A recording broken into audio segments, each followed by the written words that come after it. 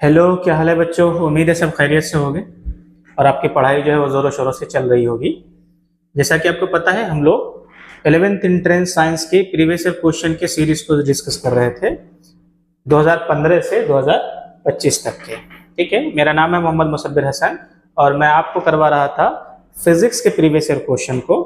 बाकी अगर आपको वीडियो सही लगती है तो चैनल को लाइक, शेयर और सब्सक्राइब करना ना भूलें। आज का जो हमारा चैप्टर है वो है sources of energy. Sources of energy, sources of energy. ये जो चैप्टर है सोर्सेज ऑफ एनर्जी, हालांकि नई एनसीईआरटी के अंदर नहीं है, ये चैप्टर डिलीट कर दिया गया है, लेकिन एएमयू अभी भी इन चैप्टरों से सवाल पूछता है और अभी मैं दिखाऊंगा भी। 25 में भी सवाल आया है, 2024 में भी सवाल आया है, तो इस चैप्टर से सवाल आते हैं, इसलिए मैं ये सवाल करवा रहा हूं। अब जिनके पास पुरानी बुक नहीं है वो क्या करेगा, वो इंटरनेट से सोर्सेज ऑफ एनर्जी का पीडीएफ डाउनलोड कर लेगा, ठीक है, और उसकी रीडिंग कर लेना, बात समझ में आ गई, या उसका प्रिंट आउट करा लेना, ठीक है। क्योंकि सवाल जो है एनसीईआरटी से बाहर अभी भी नहीं आया है इस चैप्टर से, सिर्फ एक सवाल को छोड़कर, ठीक है, तो इसलिए पीडीएफ पढ़ लोगे सिर्फ एनसीईआरटी की तो उससे काम चल जाएगा, ठीक है ना। और चूंकि ये आज का लास्ट चैप्टर है, मतलब इस सीरीज का फिजिक्स वाले हिस्से का, ठीक है, तो आज की बात जो है, अगर आप कोई टॉपिक पढ़ना चाहते हैं तो वो आप कमेंट कर सकते हैं, हम जो है उसको क्या कर लेंगे, कंसिडर कर लेंगे, ठीक है ना। तो चलिए देर न करते हुए क्वेश्चन की तरफ चलते हैं। आज की वीडियोस बहुत छोटी होगी। चलो, क्वेश्चन नंबर 1 हमारे पास क्या कह रहा है कि in solar cell which of the following type of material is used. ठीक है, सोलर सेल के अंदर किस तरीके का मटेरियल जो है वो इस्तेमाल किया जाता है, ठीक है, किस तरीके का मटेरियल जो है वो इस्तेमाल किया जाता है। तो देखो मैं बता दूं, सोलर सेल के अंदर सेमीकंडक्टर मटेरियल का इस्तेमाल किया जाता है और वो सेमीकंडक्टर मटेरियल था हमारा सिलिकॉन, है ना। इसको इस्तेमाल करते हैं, सिलिकॉन का यूज करते हैं, ठीक है, जो कि क्या है, सेमीकंडक्टर मटेरियल है सोलर सेल को बनाने में, ठीक है। नेक्स्ट क्वेश्चन क्या है, क्वेश्चन नंबर 2। क्वेश्चन नंबर 2 कह रहा है the major cause of environmental pollution is the use of. कह रहा है कि इन्वायरमेंटल पोल्यूशन की सबसे बड़ी वजह क्या है, हाइड्रोजन फ्यूल का यूज करना, बायोमास एनर्जी का यूज करना, ओशन एनर्जी का यूज करना, या फॉसिल फ्यूल्स का यूज करना। तो देखो इसका आंसर है फॉसिल फ्यूल का यूज करना, ठीक है। अगले सवाल की तरफ चलते हैं। नेक्स्ट क्वेश्चन हमारे पास है which of the following is necessary for the production of biogas. इनमें से कौन सी चीजें नेसेसरी है बायोगैस के प्रोडक्शन के लिए, ठीक है। तो देखो बायोगैस का प्रोडक्शन कहाँ करते थे, बायोगैस प्लांट के अंदर करते थे, और बायोगैस प्लांट के अंदर उसका जो मतलब डिकम्पोजिशन होता था वो एनारोबिक रेस्पिरेशन की वजह से होता था, और वो उसके लिए हमें एनारोबिक माइक्रोब्स चाहिए होते थे, है ना। तो क्या कहोगे, एनारोबिक माइक्रो ऑर्गेनिज्म की वजह से जो एक्शन होता है, ठीक है, उनकी वजह से बायोमास जो है वो डिकम्पोज हो जाता था, सेलरी वगैरह जो है, ठीक है। इसलिए करेक्ट आंसर क्या हो जाएगा, एनारोबिक माइक्रो ऑर्गेनिज्म एक्शन, ठीक है ना। चलो अगले सवाल की तरफ चलते हैं, क्वेश्चन नंबर 4। क्वेश्चन नंबर 4 क्या कह रहा है कि wind power of a wind mill is. ठीक है, ये सवाल जो है आपके सिलेबस से बाहर का है, एक बार पूछा है, ठीक है, लेकिन नहीं पूछना चाहिए था, लेकिन अगर पूछा है तो इसका आंसर मैं बता दे रहा हूँ कि जैसे देखो सवाल क्या कह रहा है कि विंड पावर जो होता है, जैसे ये विंड मिल होता है ना, विंड मिल, ठीक है, विंड मिल में इस तरीके की ब्लेड लगी हुई होती है, ठीक है, और इसके रोटेशन की वजह से इलेक्ट्रिकल एनर्जी क्या होता है, जनरेट होता है।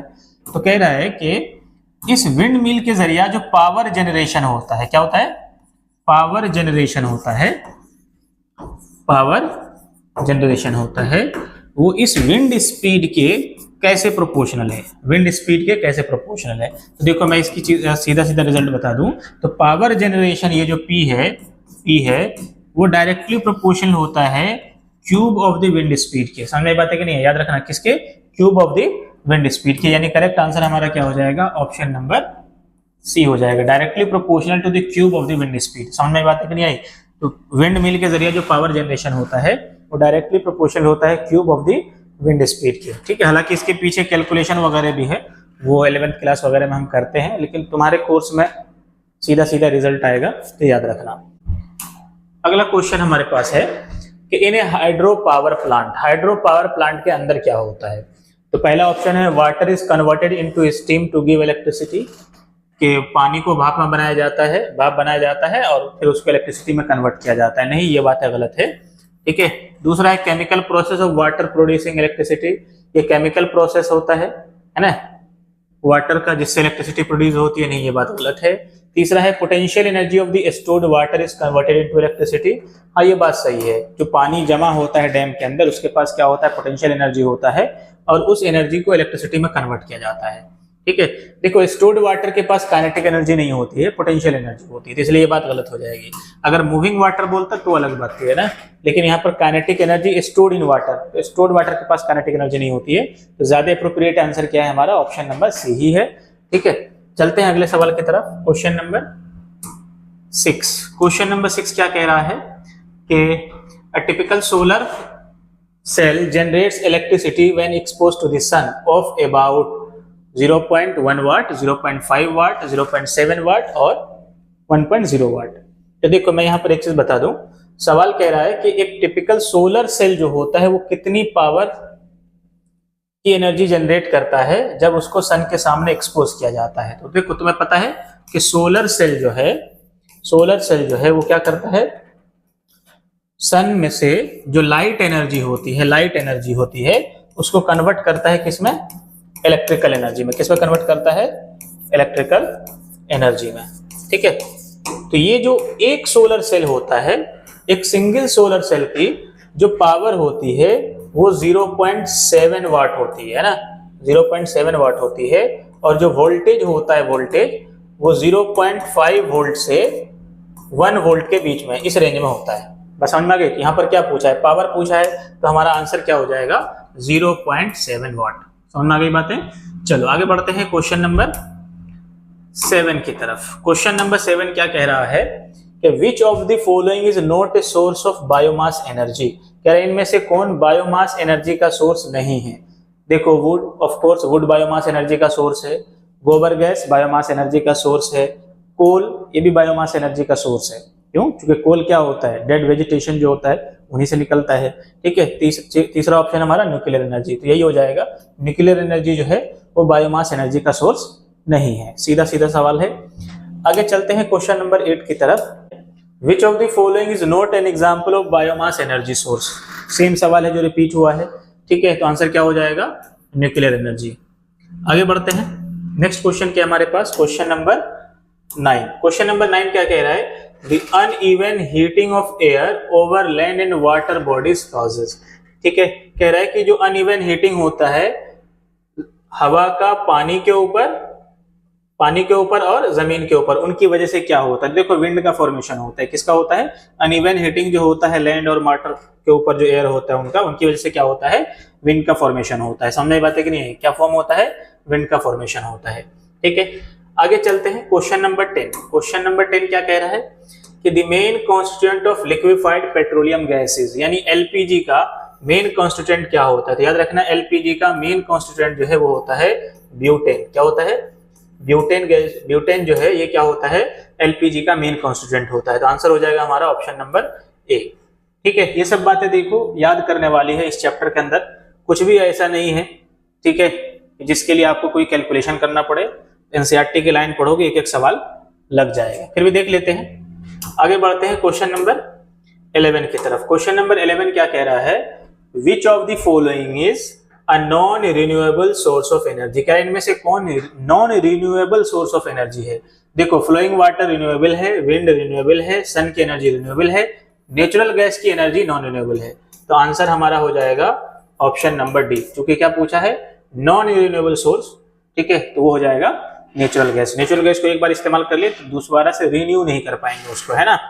ठीक है। आगे बढ़ते हैं क्वेश्चन नंबर 12 की तरफ। क्वेश्चन नंबर 12 क्या कह रहा है कि इन ए सोलर सेल के अंदर क्या होता है ना, in a solar cell the energy from the sun is converted into. Solar cell के अंदर जो सन से जो एनर्जी ली जाती है वो किस में कन्वर्ट होती है। तो जवाब क्या है, इलेक्ट्रिकल एनर्जी। अभी थोड़ी देर पहले मैंने एक्सप्लेनेशन में बोला भी था पिछले सवाल में। ठीक है। तो ऑप्शन नंबर सी इसका करेक्ट आंसर हो जाएगा। आगे बढ़ते हैं क्वेश्चन नंबर 13 की तरफ। क्वेश्चन नंबर 13 क्या कह रहा है कि uncontrolled nuclear chain reaction is the basis of. यानी अनकंट्रोल्ड न्यूक्लियर चेन रिएक्शन जो है उसका बेसिस क्या है। तो देखो ये है ना, वो एटम बॉम्ब का बेसिस है, ठीक है। यानी अनकंट्रोल्ड चेन रिएक्शन होता है कहाँ, एटम बॉम्ब के अंदर, ठीक है, ठीक है। तो एटम बॉम्ब के अंदर क्या होता है, अनकंट्रोल्ड न्यूक्लियर चेन रिएक्शन होता है।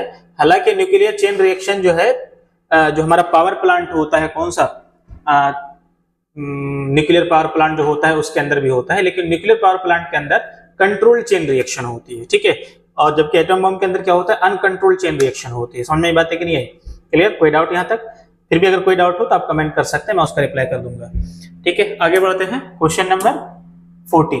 क्वेश्चन नंबर 14 क्या कह रहा है, which of the following is used for making solar cell, इनमें से किसका इस्तेमाल किया जाता है सोलर सेल को बनाने में। तो देखो मैंने बताया था, एक सवाल आया था, किससे बनता है, सेमीकंडक्टर से बनता है, और वो सेमीकंडक्टर क्या होता है, सिलिकॉन होता है। क्या होता है, सिलिकॉन होता है, ठीक है। वो सेमीकंडक्टर क्या होता है, सिलिकॉन होता है। अगले सवाल की तरफ चलते हैं, क्वेश्चन नंबर 15। क्वेश्चन नंबर 15 क्या कह रहा है, biogas contains about, biogas contain करता है लगभग 29% मीथेन, 80% मीथेन, 92% मीथेन या 75% मीथेन। तो करेक्ट आंसर इसका 75% मीथेन, ठीक है। तो बायोगैस के अंदर 75% क्या होता है, मीथेन होता है, ठीक है। देखो इस चैप्टर से 2015 से लेकर अब तक में इतने ही सवाल आए हैं पर साल, लगभग मतलब हर साल जो है लगभग एक क्वेश्चन के आसपास जो है इससे आता है, ठीक है। कभी कभार हुआ है कि 2 सवाल पूछ लिया है, वरना 1 सवाल ही पूछता है इस चैप्टर से, ठीक है। तो ये जो फिजिक्स के जो प्रीवियस ईयर क्वेश्चन की सीरीज थी वो खत्म होती है। बाकी आगे मैं ये कहना चाह रहा था कि अगर आपको वीडियो सही लग रही हो तो आप क्या कर सकते हैं, लाइक शेयर और सब्सक्राइब कर सकते हैं। इनके अलावा फर्दर अगर आप कोई चैप्टर पढ़ना चाह रहे हैं, ठीक है, चाहे वो फिजिक्स के हो या मैथमेटिक्स के, तो आप उनके लिए कमेंट कर सकते हैं, या आप चाहते हैं कि मैं ही जो है मैथमेटिक्स के भी प्रीवियस ईयर क्वेश्चन की सीरीज लेकर आऊं, तो वो भी आप बता सकते हैं, ठीक है। टिल देन थैंक यू, मिलते हैं अगले वीडियो में।